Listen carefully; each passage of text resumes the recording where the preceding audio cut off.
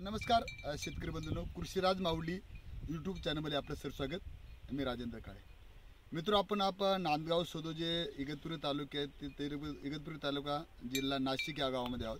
या गावामध्ये आपण सांख्यिकीचे हरभऱ्याचे प्लॉट याच्यामध्ये घेतले होते। तर त्याच्यामध्ये सांख्यिकीच्या प्लॉटमध्ये आपण आता आज रोजी आपण त्या हरभऱ्याची मळणी केलेली आहे आणि हे सगळ्या गोष्टी क्लिअर केल्या आहेत प्लॉटबद्दल। नक्की बऱ्याच ठिकाणी असं असतं की प्लॉट कसा घ्यावा, काय घ्यावा, त्याचा तक्ता नंबर 1 ऑनलाईन कसा भरायचा, तक्ता नंबर ऑनलाईन 2 कसा भरायचा, या सगळ्या गोष्टीला बऱ्याच कर्मचाऱ्यांचा भ्रम असतो। म्हणून याच्याविषयी आता आपल्या याच्यामध्ये आपण ह्या गावातले कृषी सहाय्यक साधारणतः हेमराज देशमुख याचे कृषी सहाय्यक, मंडळ कृषी सहाय्यक मान्य रोंगटे साहेब आहेत, कृषी पर्यवेक्षक मी स्वतः, आणि या प्रयोगासाठी जोशी साहेब जी या क्षेत्रामध्ये यांचं पारंगत आहे, हे सुद्धा दादर आहे। त्या जोशी साहेबांना विनंती करतो की साधारणतः प्लॉटमध्ये निवड कशी करावी, साधारण तक्ता नंबर 1 आणि 2 कसा भरावा, थोडी शेतकऱ्यांना मार्गदर्शन करा। नमस्कार।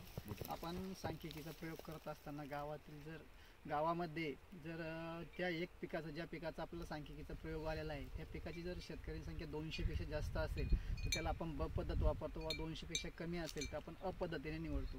अपद्धत म्हणजे त्याला जेवढे शेतकरी आहेत त्यांची यादी करायची व त्याला रँडम पुस्तकातून रँडम लावून 2 शेतकरी निवडायचे। 2 शेतकरी निवडल्यानंतर त्या क्षेत्रावर जाऊन त्या शेतकऱ्याची लांबी रुंदी मोजून घेऊन मग आपण लांबी रुंदीनुसार त्याचा प्लॉट टाकायचा असतो। तर आपण त्याचा हे केलं, काय क्षेत्रावर गेलो, शेतकरी निवडले 2 आणि त्याची लांबी रुंदी मोजून घेतली व लांबी रुंदीतून 10 मीटर वजा करायचं। 10 मीटर वजा करून, लांबीतून 10 मीटर वजा करून व रुंदीतून 10 मीटर वजा करून त्याला आपण क्षेत्रावर लांबीला 10 मीटर जाऊन व रुंदीला 10 मीटर वजा करून ते ज्या रँडम येईन आपण त्या सांख्यिकी प्रयोगानुसार, सांख्यिकीच्या याच्यानुसार त्याच्यावर 10 बाय 10चा प्लॉट हरभऱ्याचा आपण टाकतो। जर तोच जर प्लॉट नागलीचा असेल, आपलं खुरसणीचा असेल तर ते 10 बाय 5चा टाकतो, 5 बाय 5चा टाकतो। तर असे प्लॉटची प्रत्येक पिकानुसार वेगवेगळी असते। आता इथे आपण क्षेत्रावर आलो, लांबी रुंदी मोजून घेतली, पूर्ण प्लॉटची आखणी करून घेतलेली आहे। आता आपला प्लॉट ऑनलाईन करायचा आहे, तर प्लॉट ऑनलाईन करायचं असताना आपलं CCA प्लॉटमध्ये जायचं।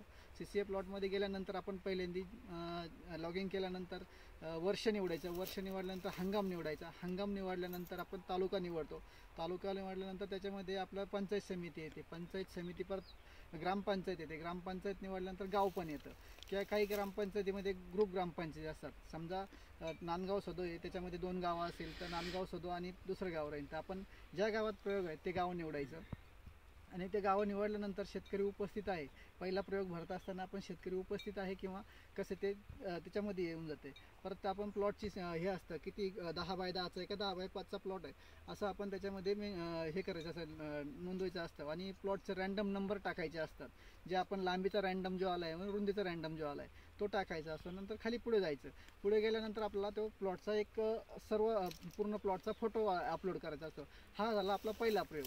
दुसऱ्या प्रयोगामध्ये आपण दुसरा प्रयोग भरत असताना आपल्याला त्या प्लॉटला आपण पाणी दिले आहे की, रासायनिक खतं दिले आहेत का, व त्याच्यावालं तुम्ही कापणीची तारीख असते, कापणीची तारखेनंतर तुमचं कापणीचा एक फोटो असतो, तो कापणीचा फोटो आपण त्याच्यामध्ये अपलोड करायचा असतो। आणि तिसरा जो ऑनलाईन तक्ता आहे आपण त्याच्यामध्ये आपल्याला तुम्ही जे वजन घेतोय त्याच्यामध्ये हिरवं आपला जे काडाचं वजन घ्यायचं असतं।